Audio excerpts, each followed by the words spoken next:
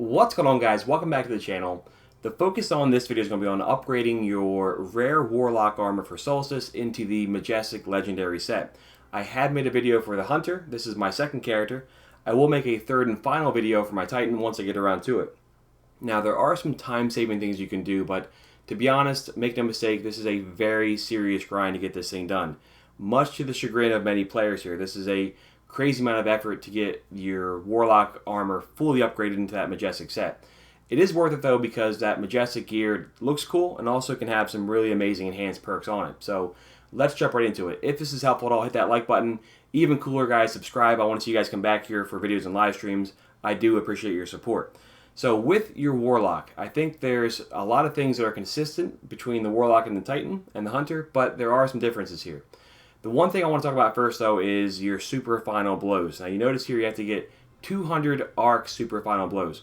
When I first saw this, I thought maybe that was just Crucible, but as a matter of fact, this can be in any destination.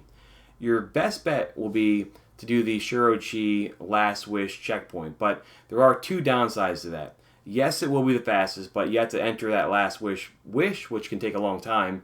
And also, too, you'll need some raid banners. So if you want to save some raid banners and some legendary shards, another good backup would be to go to EDZ. This is where I am right now. The reason why I like EDZ is because there is usually a public event going on somewhere, and you can rally to this flag and get your super back right away. For that reason, I recommend being by yourself, because if I'm in a fire team and my guys are over here, I can't fast travel back there and get my super back. If I'm by myself, I can keep going back to Sunken Isles over and over again and rally to that flag. Once you do that, anywhere, you want to make sure you go to a lost sector or take out the guys right there. I'm over here in Trostland, but I can easily use my super here, take out most of these guys. If you have Crown of Tempest, you can throw that on. You don't need it, but that will be something you can use and still make progress here for this armor piece. But this will be something you can do to get a lot of super kills really fast. Again, it's better to do it by yourself, because that way you can rally to a flag over and over again.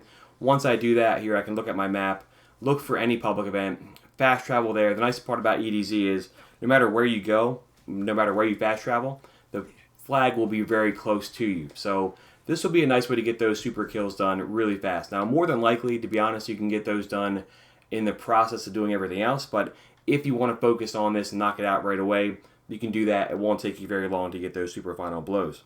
Now, we've talked about it before with the Hunter.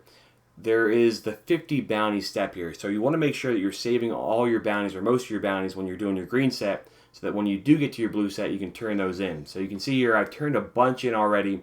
Now I still have a ways to go. I think there may be some here that I still have to turn in, but there is still a lot of work to do here. So I think you have a few choices there. You can make sure that you're grabbing all of the Eververse bounties. I have a few of these here. And the Eververse bounties are nice because you can grab those over and over again. So not only will you get a lot of Bright Dust, but you'll make progress here towards your 50 bounties. Also, make sure you're grabbing everything from Eva Levante. These are nice because they'll give you key fragments and they're pretty easy to get done. Grab your Crucible ones, grab your Gambit, all those things, because you'll be jumping into those activities anyway. You just want to make sure you're being cognizant about reading them, because a lot of times I don't even read them. This will be an easy way to get done most of your bounties. Once you've extinguished those, you're pretty much left to your Eververse bounties. You can also grab the planetary ones. So I'm over here on the EDZ. I can head over to Devrim K over in Trostland and talk to him. He'll have a couple of bounties I can grab. Those are easy to get done, and you can get them done while you're doing either super kills or whatever. For my Warlock, I had to go over to Titan. Now I have to do 25 patrols there. So not only do I want to make sure I'm getting those patrols done, but I want to grab the bounties from Sloan, because I'll guarantee I'll get those done while I'm doing my patrols. The nice thing about that too is you have some overlap as well with your hive kills, because Titan has a lot of hive enemies. So I can get done my patrols, I can get done my hive defeated, and I can make progress here towards our bounties. That's one of the biggest time-saving things, is making sure that you're maximizing efficiency by overlapping the different things you can do here. I'll be getting orbs generated, I'll be getting bounties done, I'll be getting the heroic public events done more than likely as well.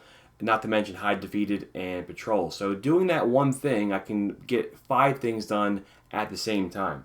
Now, more than likely, the thing that's going to take you the longest is either going to be the 1500 orbs, or it's going to be the EAZ. This one here has been something that has caused a lot of issues with players, because the EAZ mini boss portion takes a very, very long time. Now, I have a couple pieces of things to say there. My first piece of advice would be do that with a fire team. If you can do it with a fire team, then that pretty much opens up all of your access to the different strategies here. The one thing I wouldn't recommend is going in here solo and then farming the mini bosses and then leaving. Or going in here solo and trying to do the strategy of farming the Cabal boss when there's 3 of those guys and the Scion comes. Those are the ways you can do this fastest, but I'd only recommend doing that though if you have a fire team. So if you're with a team of 2 other players, jump in there, take out the mini bosses and leave, or try to farm that Scion guy when it's a 3 Cabal. I wouldn't do that if you're by yourself because it's not a very good business practice to go in and then leave the other 2 players. That's been happening way too often, and one thing that I think they have to do to improve this is prevent that from even happening. So only do that strategy, in my opinion, if you have a fire team. That's just my 2 cents, but the 100 mini bosses is going to be something that takes you a long, long time. So more than likely, this will be your biggest challenge, but I think there are some ways around it as long as you're going about it in the right way. So the last thing I'd recommend here is you have the strike playlist explosions. That one is also kind of confusing. You want to make sure that you're matching up with your daily empowerment. So right now it's void empowerment. So if I jump into strikes, I want to make sure I have my void subclass on. I'm using void kills here to get that explosion. If I'm matching that up, then I'll make progress here. Now, a lot of times I've been using the risk runner because that can chain together enemies and those will get those done really fast, but this has been something that's caused some issues there is that strike playlist explosion one. Just make sure you're matching up with the empowerment here. So that would be the last piece. Let me know how you guys are progressing with these. I know it's a very, very time consuming thing and it's been something that has caused a lot of controversy or discussion in Destiny 2, but also too, let me know if you guys have gotten a cool Void Sparrow, if you've gotten some really good rolls on your Majestic sets, let me know that as well.